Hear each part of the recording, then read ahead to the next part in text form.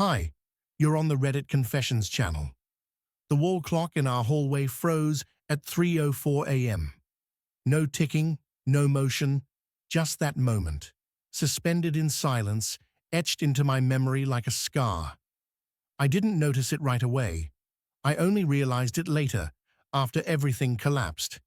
But now, looking back, it feels poetic, because that was the exact minute she walked through the door with smeared mascara, a blank stare, and the smell of someone else's cologne wrapped around her like fog. That day had been quiet. Too quiet. She didn't text me, not once. Not even a sarcastic meme or a tired working late again. I sat in our kitchen, scrolling through my phone, with the screen brightness turned down low, listening to the hum of the fridge like it might offer answers. It was our anniversary. I didn't remind her. She'd said the week before that she was too busy to remember every little thing. So, I decided to test that theory. Not to be petty, not to trap her. I just wanted to know. At 7:46 p.m., I lit a candle at the table. Just one. I didn't cook, didn't try to make anything special. I just sat there in silence, watching the wax melt and wondering how love turns invisible. By 11 the candle had burned out. By midnight, the wine I poured for two was still untouched, except by me. By 1:30, I wasn't angry. I was hollow. And then came 3:04. I heard the keys hit the door like she was surprised they worked. She didn't rush in. She didn't apologize. She didn't even look at me. She just sighed, kicked off her heels, and mumbled it. I had more important things. Those 4 words. As if I were a chore she had to remember to resent. She walked straight past me, her perfume trailing lies, and I sat there frozen, like the damn clock. What she didn't know was that while she was out doing important things, I had already printed my exit plan, bank account details, rental listings, my name scratched off our lease. By morning, I was gone. No note, no message, no dramatic goodbye. Just that clock, still stuck at 3:04. By the time the sun started bleeding through the blinds, I had packed a bag I didn't know I'd been mentally packing for months. I didn't rush. I folded my clothes like I always do. Boring, deliberate, quiet. No theatrics, just fabric and a growing ache in my ribs. I moved through the house like a ghost, noticing things I had ignored for years. The dusty corner of her vanity mirror, the chipped tile near the front door, the photo of us at Lake Windermere, still crooked in its frame, just like everything else. That photo haunted me, not because we looked happy in it, but because of the man in it. I barely recognized him anymore. The smile wasn't fake, just naive. He had no idea what years of being ignored would do to him. He didn't yet understand what it's like to sit across the table from someone who looks through you like you're static. I stared at that picture longer than I should have, wondering when I stopped being a person and started being furniture. At 6:17 a.m., I unlocked my phone and opened the note I'd been rewriting in my head for weeks. I didn't want revenge. I didn't want drama. I wanted release. But nothing I wrote sounded right. You broke me. Too dramatic. I deserve better. I didn't believe it. So instead, I typed 5 words and left it on the kitchen counter. I was never your priority. She didn't stir, not even as I closed the bedroom door behind me.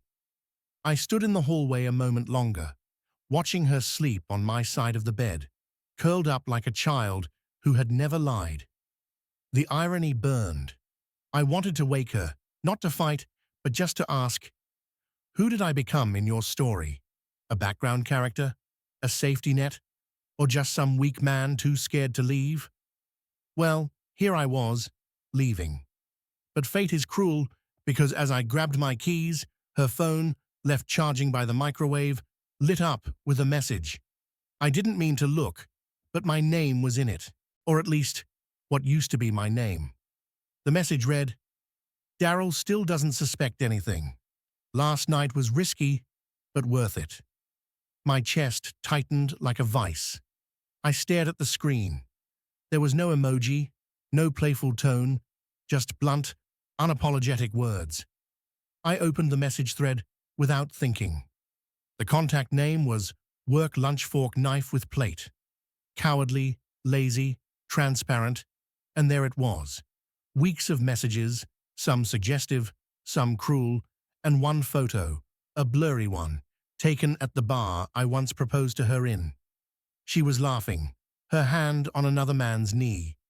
My gut twisted like a bad dream, except I wasn't waking up. So much made sense now.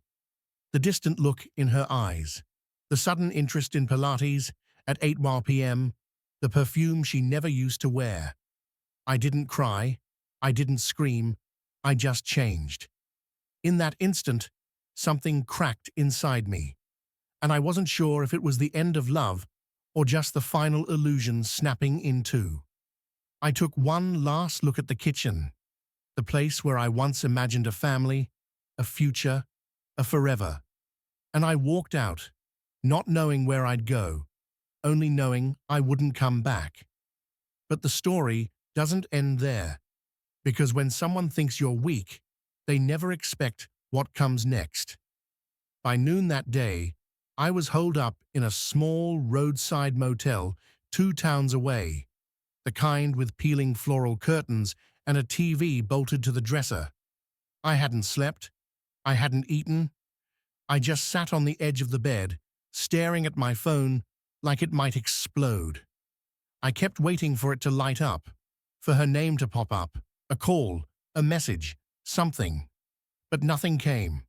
She didn't call. She posted. I hadn't unfollowed her yet. I don't even know why I checked. Maybe I hoped she'd be broken.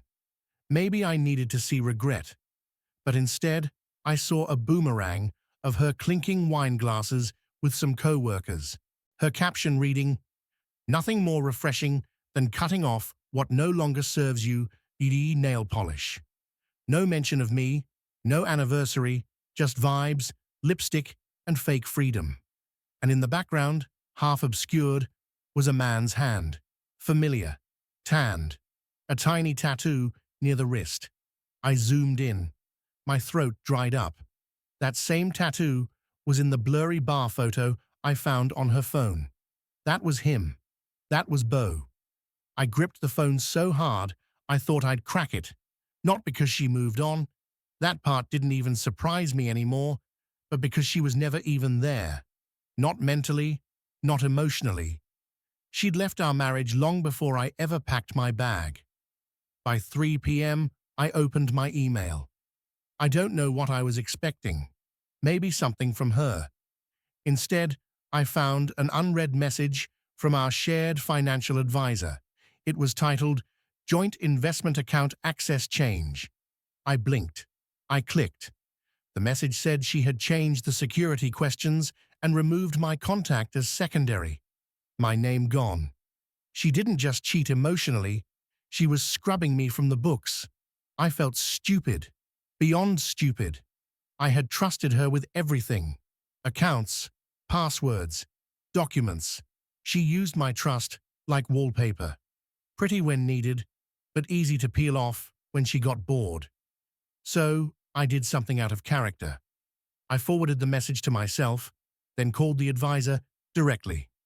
My voice cracked, like I was 13 again. I told him I wanted statements. I wanted details. I wanted to see exactly when this started. He hesitated. Then he said the worst sentence I've ever heard. "Looks like these changes began 4 months ago." She had already been preparing for a life without me, while I was still making her morning coffee, still asking about her day, still walking on eggshells, thinking I was the problem. I hung up and stared at myself in the motel mirror. I looked like a wreck. My hair was a mess. My eyes sunken. I hadn't shaved. I looked like someone who had been erased by someone he loved. That night, I opened the drawer next to the bed and found a Gideon Bible. I didn't open it, but I left my wedding ring inside it. Not for religious reasons, just because it felt like the only safe place left. And as I laid back on the bed, listening to the sound of the refrigerator buzzing louder than my thoughts, I realized something chilling. She was expecting me to disappear. But maybe it was time I stopped being predictable. It was nearly midnight again when I found myself parked 3 houses down from our place. Engine off, hands shaking on the steering wheel. I wasn't supposed to be there. I had left. I had promised myself I wouldn't turn back. But there was one thing I hadn't taken with me, and it had been clawing at my mind non-stop. The external hard drive. Not romantic, I know, but that drive held everything. Our tax records, a decade of scanned documents, her medical history, my old family photos, even a digital copy of my father's voice from a voicemail I never deleted. When I packed, I overlooked it. And the sickest part, I almost convinced myself she wouldn't even notice it was gone. So there I was, outside my own home, like some creep, waiting for the lights to go out. I watched through the slats of my hoodie as her bedroom finally dimmed. Then I waited another 20 minutes. I wasn't scared of her. I was scared of me. What I might say if I saw her. What I might feel, or worse, if I felt nothing at all. I crept up the side of the house like a teenager, trying not to get caught sneaking in. I still had my key. She hadn't changed the locks. Either she hadn't noticed I was gone, or she was so sure I'd come crawling back that she didn't bother. I unlocked the door without a sound and slid inside. Everything was the same, and yet completely alien. The couch still had my dent in it. My jacket was still hanging by the door. And there on the coffee table was a half-drunk glass of wine and a man's lighter. It wasn't mine. I froze. I could hear my own heartbeat echoing in my head. The house smelled like him now. A sharp, musky cologne I never wore. I felt like I was breathing someone else's air in my own home, but I didn't touch anything. I made my way quietly to the office, grabbed the hard drive, and shoved it into my bag. And that's when I noticed the envelope on the desk. It had my name on it. Not Daryl, not baby, just you. I shouldn't have opened it, but of course I did. Inside were 2 folded papers. One was a printed screenshot of my bank transfer. When I pulled half our savings before leaving, she had written in red pen. Didn't even have the guts to talk. And the second sheet, a list. It looked like a to-do list, but half the items were terrifying.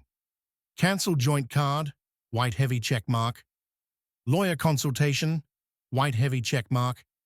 Get ahead of story, white large square. Prep, emotional abuse angle, white large square. I sat down. I actually sat down. My niece couldn't hold me. She wasn't just moving on. She was plotting something, painting me as the villain, getting her version ready before I even had the chance to breathe. My wife, the woman I once begged to go to counseling, was rehearsing a narrative, and I had walked straight into it. I should have left right then, but something made me walk to the bedroom door. I opened it just to crack. She was asleep, alone, on my side of the bed, holding her phone in her hand like a safety blanket. Even in sleep, she looked distant, cold. I wondered who she was texting before her eyes shut. I didn't wake her. I just whispered the most honest thing I'd ever said in our entire marriage. You win. Then I left. This time, I locked the door from the outside. I didn't sleep that night. I drove aimlessly through the outskirts of town with no GPS, no destination, just headlights cutting through the dark and my mind spinning in circles. Every time I blinked, I saw that list again.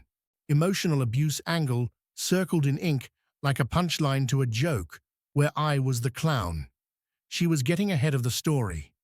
And what was my story? What would I even say? My wife cheated and made me feel like wallpaper. Who would care? At a gas station near Pine Hollow, I parked and sat in the car for nearly 40 minutes. A trucker walked by and glanced at me like he was deciding whether to call someone. I must have looked insane, pale, wide-eyed, still gripping the hard drive like it was a weapon. And maybe it was because inside it were 10 years of proof. Not just documents and tax forms, but photos, voicemails, videos of us, or rather me trying, and her retreating, me planning things, her cancelling them, me asking, her shrugging. I didn't just want to leave anymore. I wanted the truth. Not for revenge, not to win, but to exist. I didn't want her to erase me with a rehearsed story and a lawyer who only heard one side. She could cheat, she could lie, but she couldn't rewrite me, not without a fight. So I made a copy of everything on the drive. One for me, one for my lawyer. Yes, I finally got one. A woman named Man with the voice of a chainsaw and zero patience for drama. I liked her immediately. I told her everything. I left nothing out, even the parts that made me look weak, especially those parts. She didn't flinch. She said, "We're not here to win pretty. We're here to stop you from getting steamrolled." The next 72 hours blurred together. I stayed off the radar. No contact with Tessa, no social media. Man told me not to respond to anything if she reached out. And sure enough, on day 3, my phone buzzed. Not a message, a tag. Tessa had posted a photo of our wedding ring set in a puddle with the caption, "Healing starts with goodbye, broken heart." I stared at it for a long time, not because I cared about the post, but because of the comments her friends, people I used to barbecue with, were flooding it with hearts and comments like, "So proud of you for getting out, and you deserve peace." One even wrote, "He was always too intense." Anyway, I wasn't mad. I was embarrassed. She was beating me at my own silence. But her plan had one flaw. Me. I hadn't burned down. I'd adapted. I wasn't the shattered version of myself sitting in that motel anymore. I was watching, collecting, building. Not to destroy her, but to protect myself, to ensure that the last thing she ever took from me was me. That night, I drafted my own post. Just a black screen. One sentence. Sometimes silence isn't peace. It's survival. I didn't tag her. I didn't name her. I didn't even respond to the messages it brought in. But I knew she saw it. How? Because less than an hour later, she called. I didn't answer. She texted. I didn't read it. Instead, I turned off my phone, laid back on the thin motel mattress, and let myself smile for the first time in weeks. Because now, finally, I wasn't chasing her. She was chasing me. It was raining when she showed up. Not the dramatic thunderstorm kind, just that cold, drizzly type that makes everything feel heavier. I heard the knock before I even looked through the window for soft taps, like she wasn't sure if she should be there, like she expected me not to answer, which in all fairness, I almost didn't. I stood behind the curtain and watched her. She didn't have an umbrella, just her hoodie pulled up, soaked through. She wasn't crying, not visibly, but she looked different, smaller, like someone had finally told her a truth she wasn't ready to hear. I didn't open the door right away. I just stood there and let the seconds drag. She knocked again, this time more firmly. "Daryl," she called out, her voice muffled through the rain. "I know you're in there." Yeah, of course she knew. She always knew where I'd go when things got too hard. That's the thing about people like her. They count on you being predictable. I finally cracked the door open. Not wide, just enough to see her eyes. They looked tired, not guilty, not apologetic, just inconvenienced. "Can I come in?" she asked like it was her right. "Why?" I asked. She blinked, caught off guard by the question. Not because it was harsh, but because it was honest. She was used to me letting her in, without conditions. Used to me making space, even when she gave me none. "I think we should talk," she said. I opened the door all the way, then stepped aside, without a word. She walked in slowly, her eyes scanning the motel room like it was too low for her. She was still in her designer jeans and expensive boots, like she came straight from pretending her life was fine. She sat down on the edge of the bed without asking. Typical. "I've been thinking," she started, hands folded in her lap, "about everything." I stayed quiet. I didn't sit. I stood across from her, arms crossed, waiting for the point. "I know I've made mistakes," she continued, "but what you did, just leaving, pulling the money, disappearing, that was cruel, Daryl. You blindsided me." I almost laughed. Blindsided her? "I didn't cheat," she added quickly. Like getting that on the record was more important than fixing anything. I mean, yes, there was someone I talked to, someone I maybe got close to, but I never actually did anything.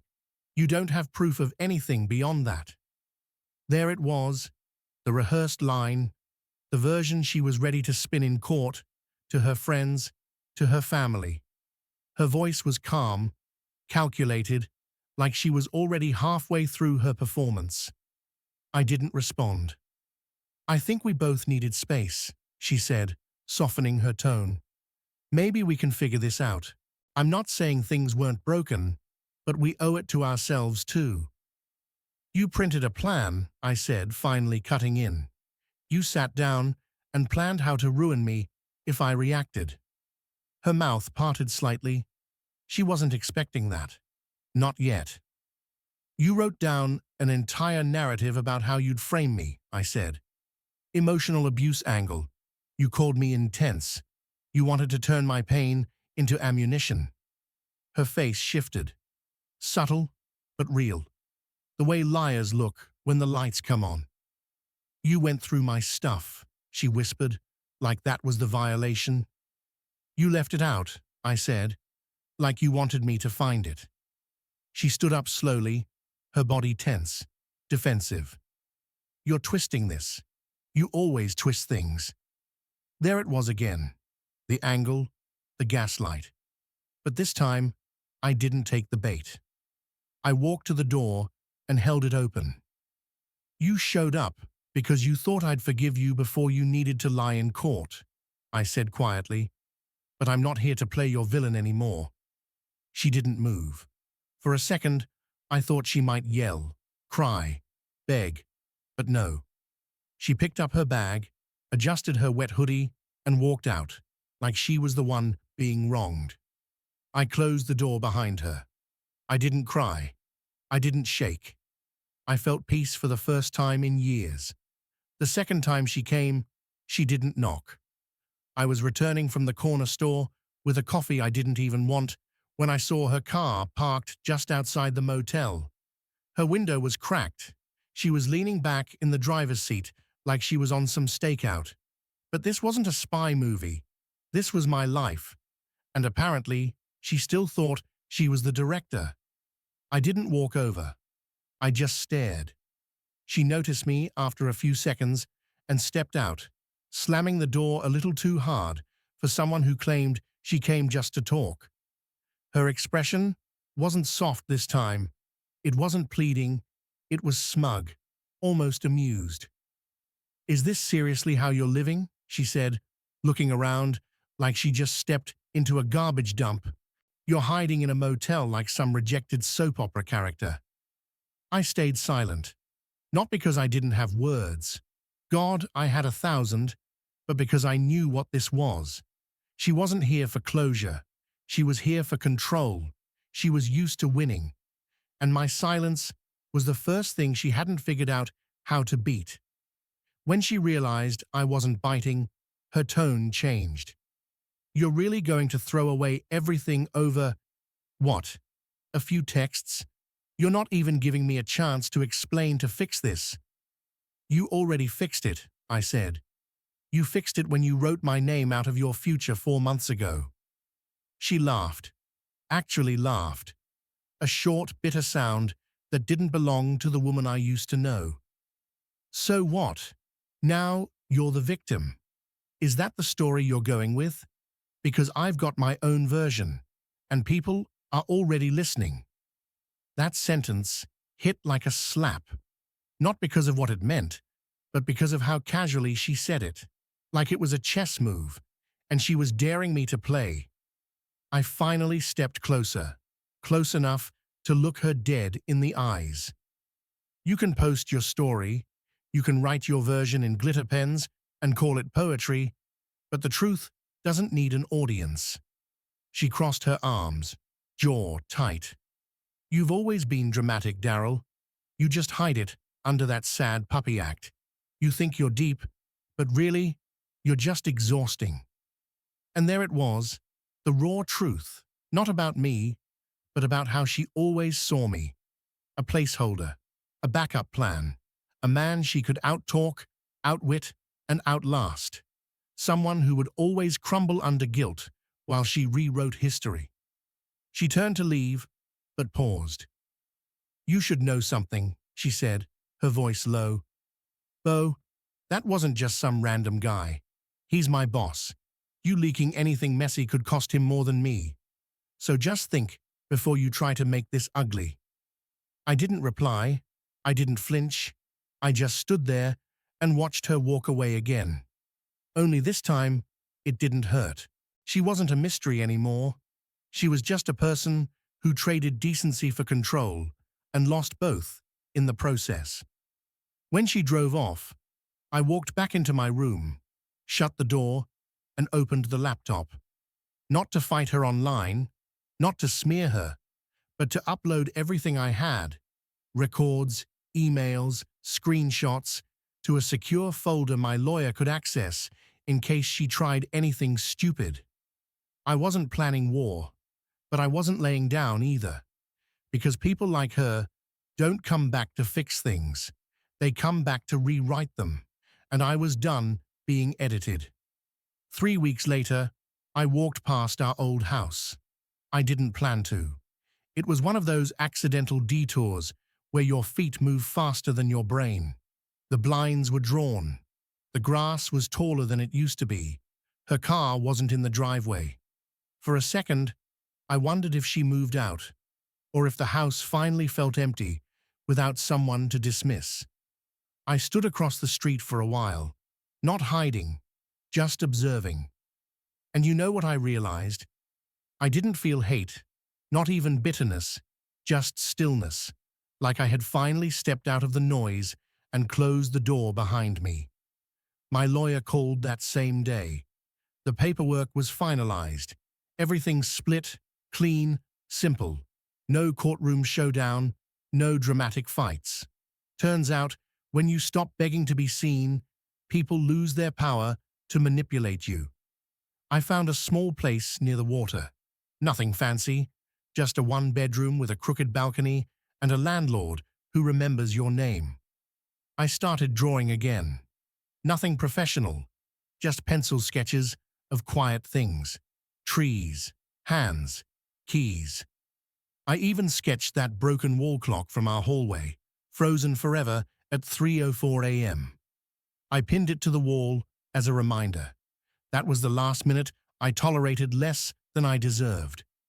One evening, I got an email. No subject line, no greeting, just 2 sentences. I wish you would have fought for me. I didn't think you'd actually leave. I stared at it for a while. Not because I wanted her back. I didn't. But because for the first time, she saw me not as an option, but as someone who had a choice. I didn't reply. Some things don't deserve closure. Some endings are the closure. Instead, I poured myself a cup of coffee, stepped out onto my crooked balcony, and let the quiet in. Not the silence of resentment, not the silence of betrayal, but the silence of peace. For the first time in years, I wasn't surviving around someone else's chaos. I was building something of my own. Not because I proved her wrong, but because I finally stopped trying to prove I was enough. Thanks for staying with me until the very end of this journey. Now, I'd love to hear from you. What moment in this story hit you the hardest? Was it the silence, the betrayal, or the unexpected peace at the end? Drop your thoughts in the comments below, and don't forget to follow for more stories right here on Reddit Confessions.